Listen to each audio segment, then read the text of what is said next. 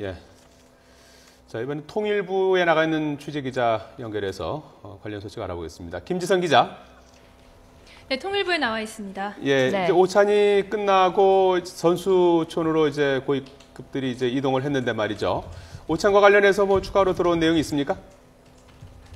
네, 오후 3시를 조금 넘겨 오찬을 겸한 남북 고위급 접촉이 모두 끝났습니다. 1시 50분에 시작을 했으니까요. 1시간 한 20분 정도가 진행이 됐습니다.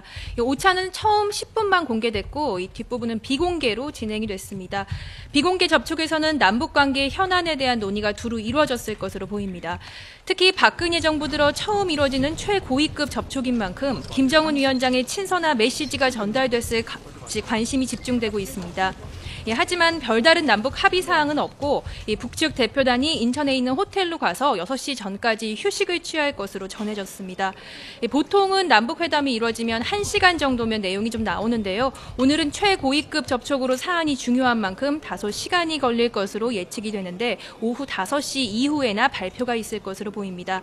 다만 공동 합의문이 나오거나 공식적인 결과가 나온 것은 아닌 만큼 통일부가 공식적으로 브리핑을 할 건 아니고 기자들에게 간단히 내용을 전하는 비공개 브리핑 방식이 될 가능성이 높습니다.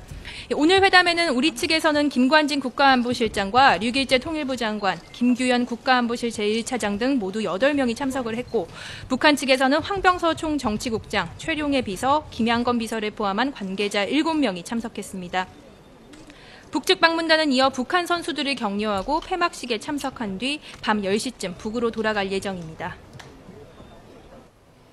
네, 오찬 장소에서 어떤 이야기가 오갔는지 굉장히 궁금한데요. 분위기가 어떤 것으로 전해졌나요?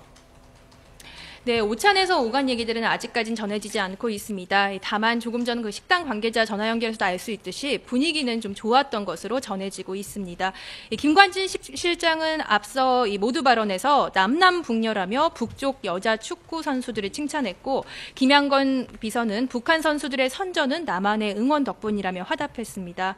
또 조금 전 식당 관계자 전화 연결에서 들었듯이 간간히 웃음소리가 들리는 등 분위기는 매우 좋았다고 전해지고 있습니다. 또 분위기를 띄우기 위한 약주도 한두 잔 정도 오간 것으로 전해졌습니다.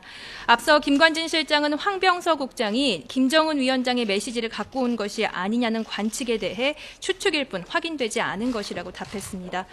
오전에는 류길재 장관과 환영 인사를 겸한 환담을 나누기도 했는데요. 김양건 비서는 이 자리에서 오늘 불시에 오게 됐는데 맞이하기 위해 수고해준 데 대해 감사하다는 뜻을 전했습니다. 또 인천 아시안게임은 조선민족의 힘을 세계에 과시한 뜻깊은 대회였다고 생각한다고 말한 뒤 이어 개막식도 아니고 폐막식이지만 총정치국장이 내려왔다는 사실을 거듭 강조했습니다.